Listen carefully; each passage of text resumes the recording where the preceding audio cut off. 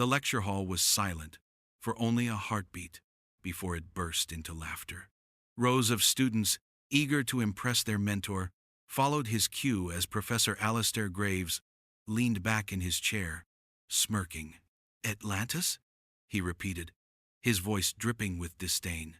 "Miss Maren, you're suggesting the greatest archaeologists of the past 2 centuries missed what a second-year student believes she's found in her bedtime stories?" His laughter was sharp, cruel, echoing through the vaulted chamber. Maren could feel her face burn crimson, but her voice didn't waver. "Not stories, Professor. Patterns. The manuscripts from the Iberian monasteries reference a chain of islands matching Plato's description. The tidal patterns align with seismic maps from—" But the professor cut her off with a raised hand. "Enough. You embarrass yourself." The words struck harder than she expected. Around her, fellow students shifted uncomfortably, some suppressing chuckles, others relieved it wasn't their idea under attack. Only a handful of them saw the faint tremor in Maren's hand as she clutched her notes tighter. Inside, her mind screamed. He didn't even let me finish. He didn't look at the maps. He didn't care. She wanted to fight back, to shout that his arrogance was blinding him, but the weight of his reputation was suffocating. Graves was a titan in historical circles, a man who had lectured at Oxford, debated on international stages, written books that filled entire shelves in university libraries. She was just a student, a name on the attendance sheet. Still, beneath her humiliation was something stronger: defiance. Maren had been underestimated before. She had grown up in a coastal town where her father was a fisherman and her mother ran a modest bookshop. From the time she was a child, she had sat in the dusty attic of that shop, devouring books others had long forgotten. It was there she first read Plato's Timaeus and Critias, where Atlantis was described not as myth but as memory, passed down through time like an echo. Her parents, practical to the bone, humored her obsession, but they never laughed. They believed curiosity was never wasted, even if it led nowhere. That faith had built her spine. Now, as Graves reveled in her public shaming, she recalled her mother's voice. "The ones who laugh are often the ones too afraid to look." Professor Graves leaned forward, his spectacles glinting under the fluorescent lights. "Miss Maren, history is not a playground for fantasies. Stick to what is verifiable, what can be touched, measured, catalogued. Atlantis has been the graveyard of reputations far more distinguished than yours." The final sting lingered. As the class was dismissed, students rose, some whispering behind their hands, others glancing at Maren with pity. She gathered her scattered papers with deliberate calm, each movement a silent vow. "You'll see," she told herself. "One day, you'll see." Later, in the quiet corners of the library, the humiliation replayed in her mind like a cruel film loop. She replayed every smirk, every dismissive hand wave, yet in the same replay, she saw the gaps in his arguments, the holes in his certainty. Graves had mocked her reliance on patterns, but he hadn't even examined the evidence. That was arrogance masquerading as wisdom. And arrogance, she thought bitterly, was the crack through which truth eventually slipped. She ran her fingers over the edges of the old maps she'd copied from monastery archives, the tidal notations, the unusual currents marked in marginalia by monks who had no reason to fabricate them. The more she stared, the more she felt it. Atlantis wasn't fantasy. It was hidden history, waiting for the right eyes. If her classmates had been listening closely, they might have noticed her silence that evening wasn't defeat. It was sharpening. Maren had decided. She would work alone, in the shadows of the archives, where professors' laughter couldn't reach. She would turn humiliation into fuel. And though the lecture hall that morning had been filled with laughter at her expense, Maren carried a secret Graves could never mock. She had already found something buried in the folds of forgotten manuscripts that he hadn't. Her lips pressed into a thin smile as she whispered to herself, "You'll regret underestimating me, Professor." If you're enjoying this story of justice and hidden strength, Don't forget to subscribe to the channel to find out how a simple act of prejudice turned into the most valuable lesson of Professor Graves' life. The silence of the library swallowed her vow, but within that silence began the pulse of destiny. The library at midnight had a sound of its own.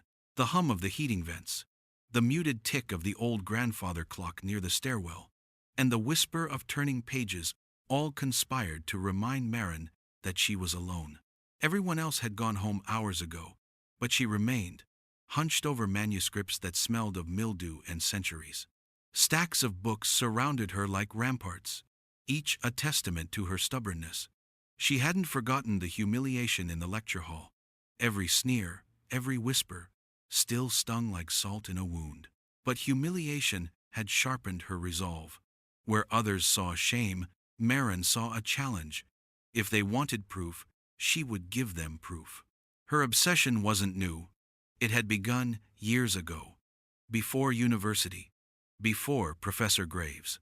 When other children had played by the seaside, she would sit cross-legged with her mother's books, tracing lines across maps with her finger. Something about the way myths overlapped with geography fascinated her. Plato wasn't the only one who had spoken of Atlantis. There were whispers of it in Egyptian texts, fragments in Norse sagas, even faint echoes in the Mayan codices. To most scholars, these were coincidences. To Maren, they were fingerprints left on history's glass. Now, in the quiet sanctum of the university library, she combed through medieval chronicles. Some barely legible, she scoured sailors' logs from the age of exploration, noting when storms seemed unnaturally violent, when magnetic anomalies were scribbled in margins. She catalogued every detail on yellowing index cards, her handwriting tight and precise. Inside her mind, doubt was a constant intruder. What if Graves was right? What if this really is just fantasy? She would pause, close her eyes, and hear again his dismissive tone, the laughter of her classmates. That sting rekindled the fire. No, she thought. Fantasy doesn't leave trails across 5 continents. Fantasy doesn't line up with seismographic fault zones or ancient flood myths. At times, exhaustion blurred the ink into meaningless smudges. She would rub her eyes and push back her chair, pacing between the shelves. Her body ached, but her mind spun faster with every puzzle piece she fit together.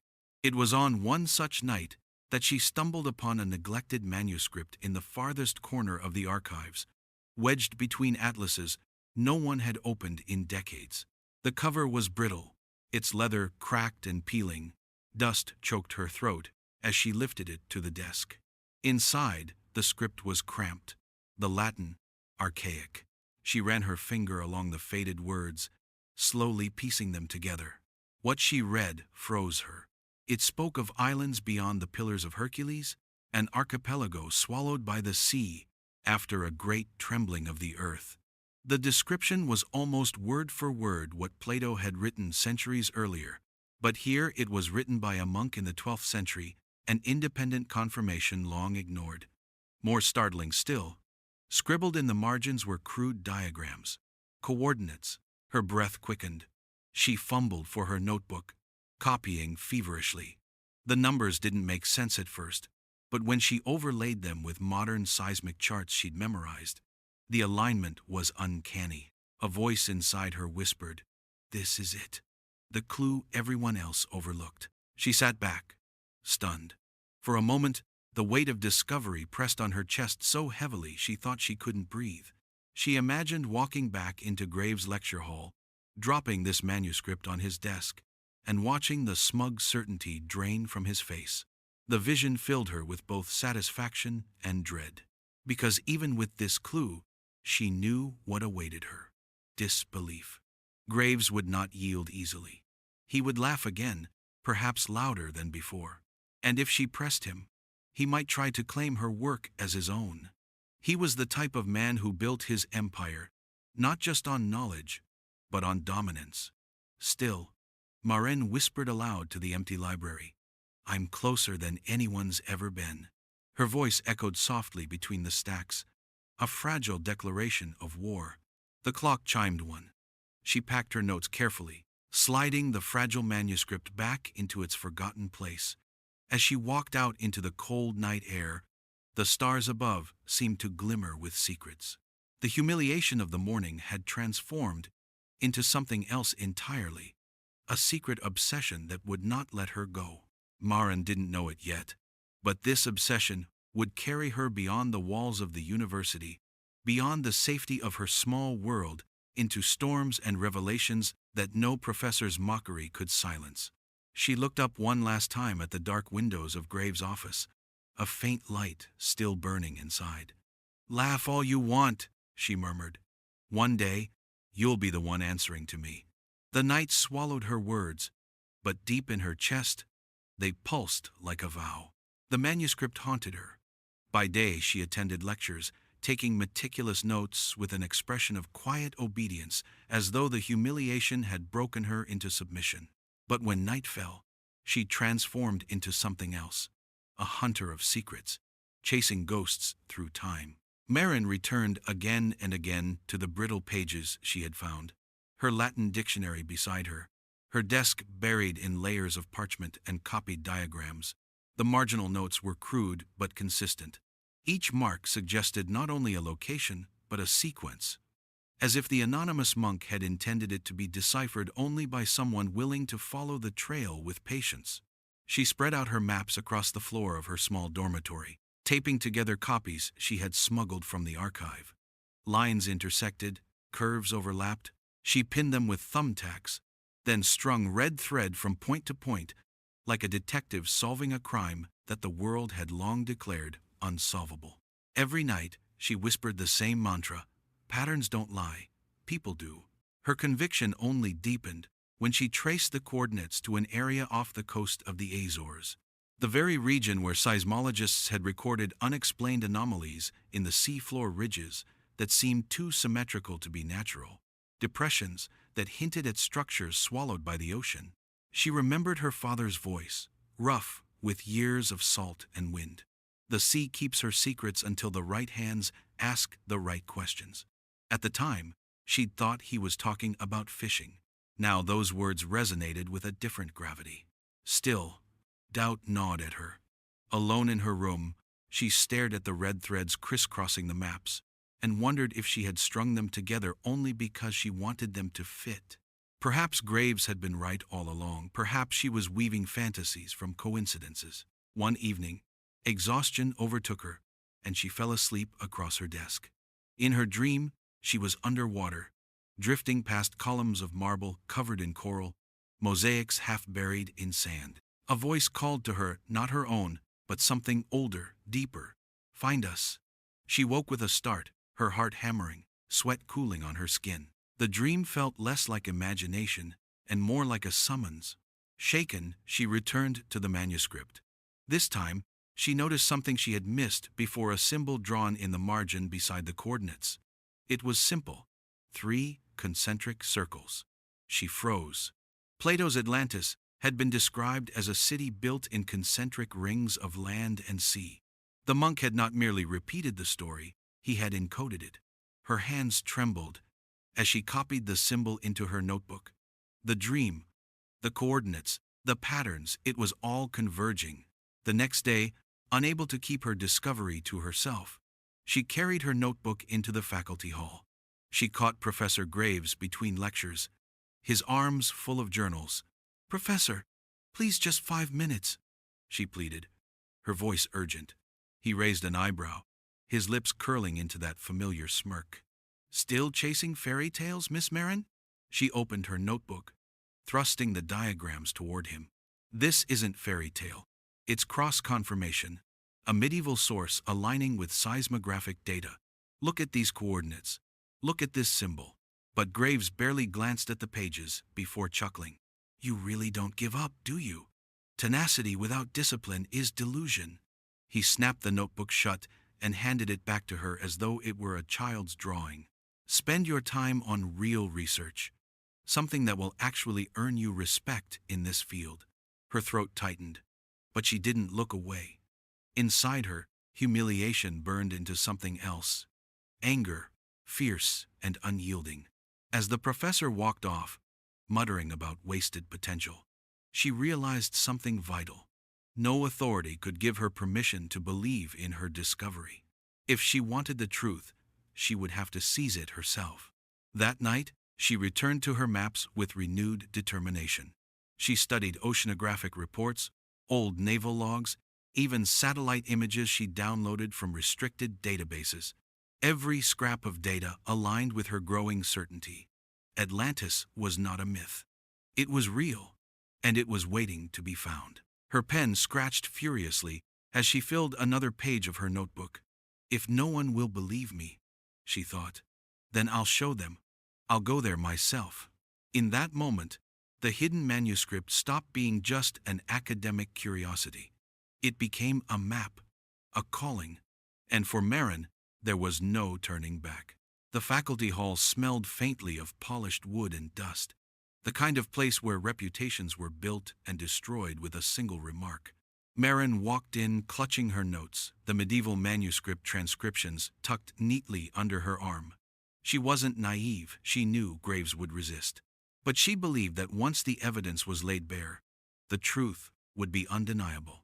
The room was filled with scholars preparing for the monthly colloquium, a gathering where faculty members showcased research and debated theories before colleagues and select students. Graves presided at the head of the table, his silver hair gleaming under the chandelier. He was in his element here, smiling, condescending, a ringmaster in an arena of intellectual combat.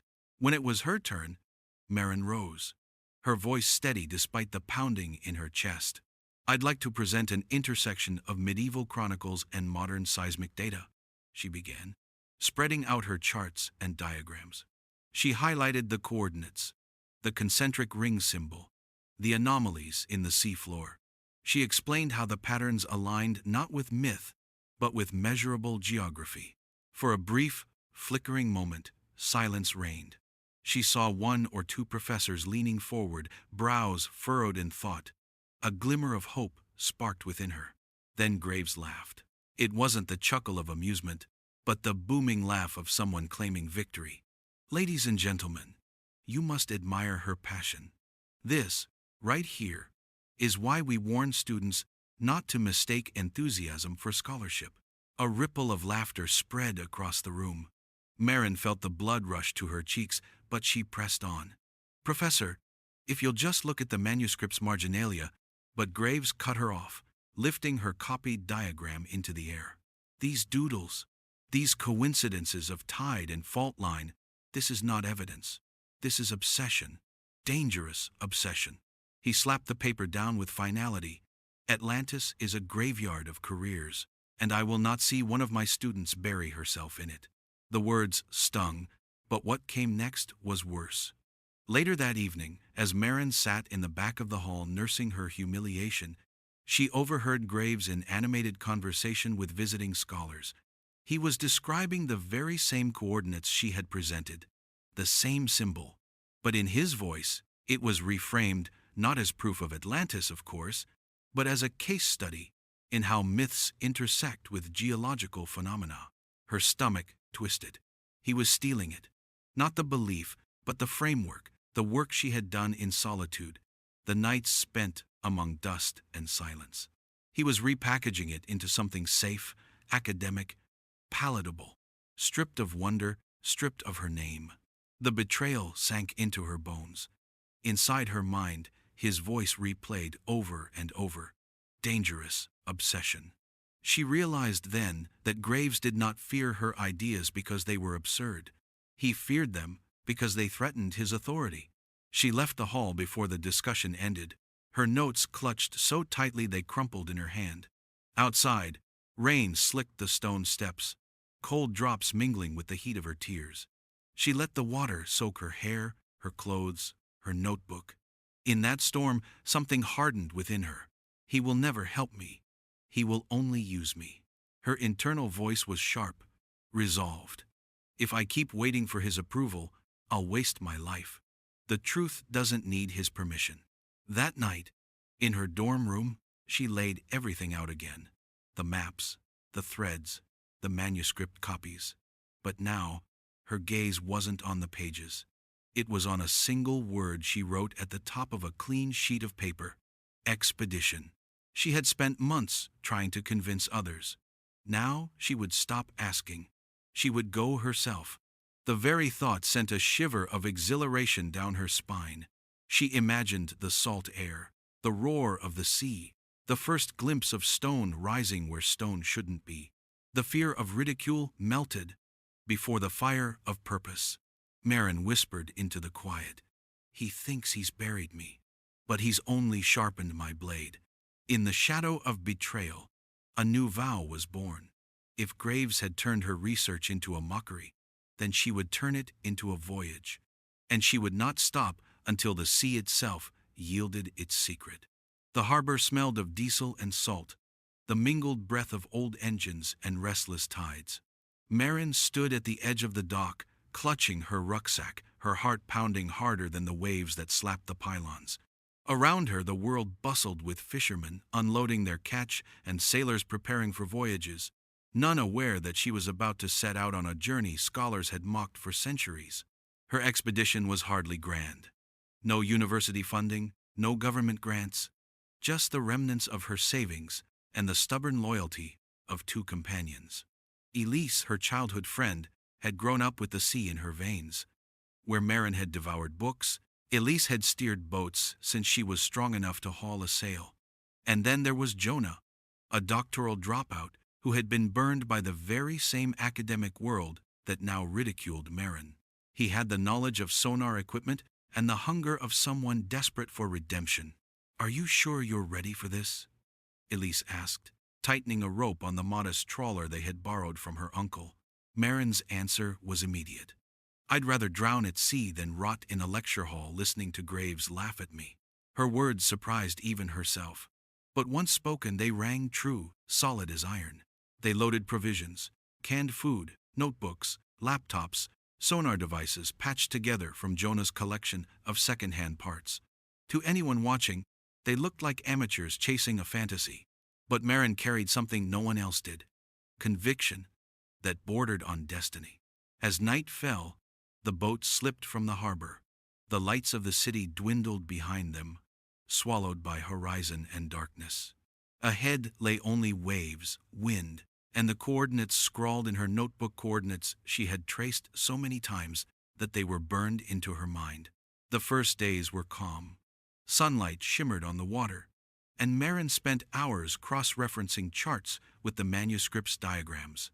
Elise steered with effortless grace, humming sea shanties under her breath, while Jonah fussed with cables and muttered equations to himself.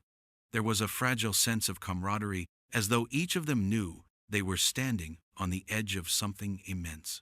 But with each passing night, the sea grew rougher. Storm fronts rolled in, battering the small vessel with sheets of rain and shrieking wind. The trawler groaned as waves crashed against its hull. Elise fought the wheel with gritted teeth, her hair plastered to her face, while Jonah scrambled to secure equipment before it was swallowed by the ocean. In the chaos, Maren clung to the mast, her notebook pressed to her chest under her jacket. Every instinct screamed at her to turn back. But inside, another voice, calm, commanding, cut through the storm. "If you stop now, you'll never know. Graves will win, and Atlantis will stay buried." When dawn broke, after the third storm, the crew was battered but unbroken. The sea calmed to a mirror-like stillness, as though mocking their suffering. Jonah, bleary-eyed, activated the sonar equipment. The screen flickered, static at first. Then shapes began to emerge, jagged ridges, unnatural symmetry. Maren leaned over his shoulder, her breath caught in her throat. "That's not rock," she whispered. "That's structure." Jonah's fingers flew across the keys, refining the image. "It's too regular, too geometric. If these readings are right, we're sitting above something massive." Elise lowered her binoculars, her usual skepticism tempered by awe. "Maren, what if this really is it?" Maren's heart thundered. For months, she had been ridiculed, betrayed, dismissed. Now, beneath the fragile hull of their boat, something stirred that could change everything. But awe quickly gave way to dread, because the sea was rarely so generous, And even as they celebrated, black clouds were already gathering on the horizon once more. The ocean doesn't give up her secrets easily, she thought. We're trespassers in her domain. Still, she squared her shoulders, staring into the coming storm. The forbidden expedition had begun, and there was no turning back. The storm struck with a violence that defied language. Waves towered like black mountains, their peaks torn into white froth by the shrieking wind. The little trawler bucked and groaned, each slam of water threatening to split it apart. Maren clung to the railing, salt stinging her eyes, her notebook sealed in plastic beneath her coat, as though it were a relic worth dying for. Elise fought the wheel with every ounce of her strength. Her knuckles gleamed bone-white, her muscles quivering. "She can't take much more," she shouted over the roar. Jonah, drenched and shivering, was half crawling, half sliding across the deck, desperate to keep the sonar equipment lashed down. Inside Maren's mind, the terror warred with revelation. Is this the sea's warning? Is she telling us to turn back? Or is she guarding something too precious to reveal easily? Her heart refused the first answer. No storm could match the storm inside her. The hunger to prove that her nights of ridicule had not been madness. Hours blurred into a relentless battle of survival. Then, just as abruptly as it began, the tempest broke. The sea lay calm again, eerie in its sudden gentleness, as though nothing had happened. Only the shuddering trawler and the exhaustion in their bones testified to the ordeal. Jonah staggered into the cabin, dripping water across the console.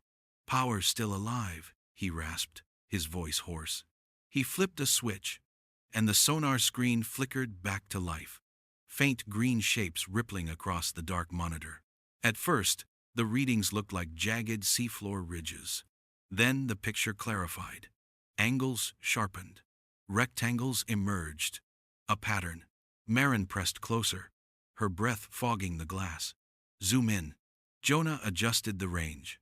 The shapes grew clearer, no longer random geology, but unmistakably geometric. Columns, walls, concentric layouts stretching across a vast area of the seabed. Elise whispered, almost afraid of the words, "That's a city." Maren's pulse thundered in her ears. "It's the city." The screen painted a portrait that matched her manuscript symbol, exactly rings of land and water, a pattern too deliberate to be natural. Atlantis wasn't just myth. It was etched into the ocean floor beneath their feet. Tears blurred her vision, but she didn't wipe them away. She thought of Graves, his mocking laugh, his stolen words. She imagined his face when he saw these images. And deeper still, she thought of her parents, her mother's bookstore filled with forgotten tomes, her father's quiet belief in the sea's secrets. They had planted this obsession in her heart long before Graves had tried to crush it. Jonah's voice trembled. "If we can capture this data, if we can bring it back, Maren, this changes everything." She nodded, gripping the edge of the console until her knuckles ached. No more ridicule. No more doubt. This is real. Yet even as awe filled the cabin, unease crept in. The sonar picked up shadows at the edges of the ruins, massive depressions, fractures in the seafloor that hinted at instability. Earthquakes, long dormant, might still rumble here. The city had not been swallowed gently. It had been torn down, destroyed in cataclysm. What if the sea isn't done destroying it? The thought chilled her, but she shoved it aside. Discovery always carried danger. Elise steadied herself against the wall, her eyes fixed on Maren. "We need to leave before another storm hits. We've got the evidence. Don't push our luck." Maren met her gaze. For the first time in weeks, she felt taller than her fear. Not yet. We've come this far. The world will need more than sonar images. We need proof. Visual proof." Her declaration hung in the air, heavy with risk. Jonah's eyes widened, torn between excitement and dread. Elise cursed under her breath, but she didn't argue further. Maren looked back at the glowing screen. The ghostly city spread across its depths. She whispered to herself, voice trembling with awe and defiance, "Atlantis is real, and I will be the one to bring it back." Outside, The sea rolled in calm indifference, as if testing whether these intruders truly had the courage to claim her deepest secret. The news spread faster than Maren ever imagined. It began with a single encrypted email Jonah sent to a trusted contact in Lisbon, attaching the sonar scans. Within days, the images leaked online: fuzzy green lines, strange geometric patterns, unmistakable rings beneath the Atlantic waves. At first, skeptics dismissed them as tricks of geology, but then experts began to weigh in. Naval officers confirmed the coordinates. Oceanographers admitted the symmetry was highly unusual. Journalists seized the word that had been taboo in academic circles for centuries: Atlantis. Suddenly, Maren's name was everywhere. Anonymous forums debated whether she was a fraud or a prodigy. Newspapers printed headlines calling her discovery either the greatest hoax of the century or the student who shook history. And through it all, one man's silence screamed louder than the noise: Professor Alastair Graves. In the lecture hall, Graves' once commanding presence faltered. Students who once laughed at Maren now whispered behind his back. Some carried printouts of her sonar images, their eyes shining with excitement he couldn't extinguish. His lectures on scientific rigor sounded defensive, brittle. Inside, his pride curdled into fear. He had mocked her too loudly, dismissed her too publicly. If she was right, his authority built over decades would collapse overnight. Meanwhile, Maren and her companions returned to shore, battered but unbroken. The trawler bore the scars of storms, and so did they. Yet when reporters swarmed the docks, shoving microphones into her face, Maren stood straighter than she ever had before. "What do you say to critics calling this a coincidence?" one shouted. She met the camera's gaze without blinking. "Coincidences don't build cities. What lies beneath those waves was crafted by human hands. I've been told all my life to stop chasing shadows. But I didn't chase shadows, I followed evidence, and the evidence led here." Her words spread like fire, shared across social media, replayed on evening news broadcasts. The public wanted Atlantis. They wanted mystery to be real. For once, history's forgotten myth was alive again. Behind closed doors, institutions scrambled. Universities debated whether to support her or distance themselves. Governments quietly discussed the implications of a lost civilization hidden in international waters.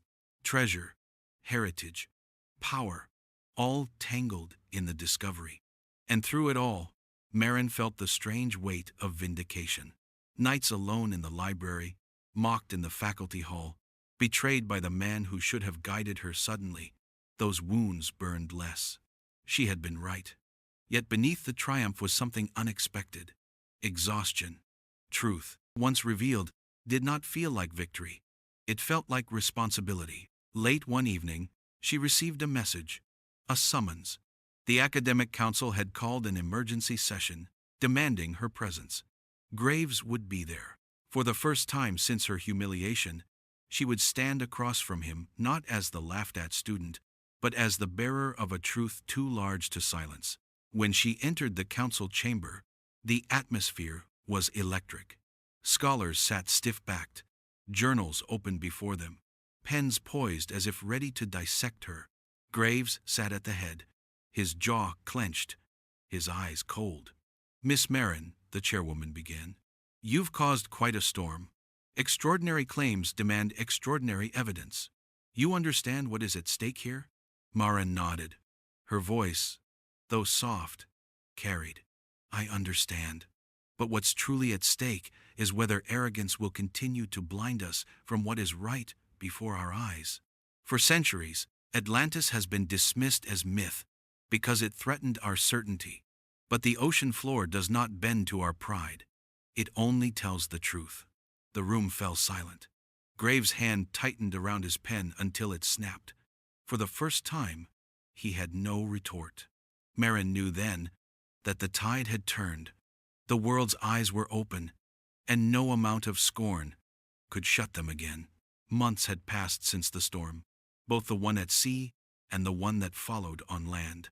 The world had not forgotten Maren's discovery. Expeditions, funded by international consortia, now scoured the waters off the Azores, deploying submarines and drones far beyond the modest trawler she had once relied on. And every new image, columns encrusted in coral, shattered marble floors beneath the silt, pushed the debate further from skepticism toward acceptance. Maren, however, was no longer at the center of the storm. She watched from a quiet coastal village where she had rented a small cottage. Far from the noise of cameras and microphones, she rose with the sun, walked along the shore, and let the Atlantic wind tangle her hair. The sea no longer felt like an adversary, guarding secrets. It felt like an old teacher, whose harsh lessons she had finally begun to understand. One morning, a familiar headline drifted across her phone. Professor Graves resigns from university post amid controversy. The article detailed how his credibility had eroded, how students had petitioned for his dismissal, how colleagues whispered that he had tried to suppress Maren's work until it was too late. She set the phone aside, staring out at the waves. There was no joy in his downfall, only a sober recognition. Graves had once stood as a monument of certainty, but monuments, like cities, could crumble when built on arrogance. In contrast, Maren found her days filled not with triumph, but with humility. When she visited her parents, her mother wept quietly as she embraced her daughter. Her father, weathered and proud, only said, "The sea finally answered you." That was enough. The world clamored for Atlantis, for treasure, for relics, for proof of a civilization whispered through millennia. But Maren had already found what she needed. She had uncovered something more enduring than ruins, the knowledge that truth often hides not in the loudest voices, but in the quiet persistence of those who refuse to give up. Late at night, she often dreamed again of the underwater city. Only now, the dreams weren't frantic or desperate. She walked calmly through avenues of stone, listening to echoes of a people long gone. They did not mourn their fall. They only whispered their lesson. Pride sinks, but humility floats. It was in those dreams that she finally understood. Atlantis had never been just a lost city. It was a mirror, a warning that arrogance, unchecked, could destroy even the greatest of civilizations. And now, centuries later, it had exposed the arrogance of one man in a lecture hall and vindicated the quiet tenacity of a student no one had believed in. When journalists tracked her down for another interview, she agreed reluctantly. Sitting before the cameras, she chose her words carefully. "Atlantis," she said, "is more than ruins on the ocean floor. It's a reminder that history punishes pride." My professor laughed at me. Entire empires laughed at the idea of a city swallowed by the sea. But truth doesn't bend to laughter. It waits for the patient, and it rewards those willing to listen. The interviewer leaned forward. "And what would you say to young scholars who are afraid to challenge authority?" Maren smiled, faint and steady. "I'd say this: never mistake arrogance for truth, and never let mockery silence you. Sometimes, the greatest discoveries are hidden not because they are false, but because no one has been brave enough to believe." When the cameras clicked off, she felt no surge of triumph, only peace. The world could chase Atlantis, dig it up, argue over it. Her journey was complete. She had faced humiliation, betrayal, storms and fear, and she had endured. As twilight fell, she walked once more to the shoreline. The sea glowed gold under the setting sun, endless and eternal. She whispered into the wind, not as a vow this time, but as a quiet offering. "Thank you." The waves carried her words away, perhaps toward the ruins themselves, perhaps nowhere at all. But Maren no longer needed the sea's answer. She had already learned the lesson of Atlantis, that humility is the truest strength, and that persistence can carve truth even from stone. If this story touched you, subscribe to the channel to discover more stories about how extraordinary people turn humiliation into triumph.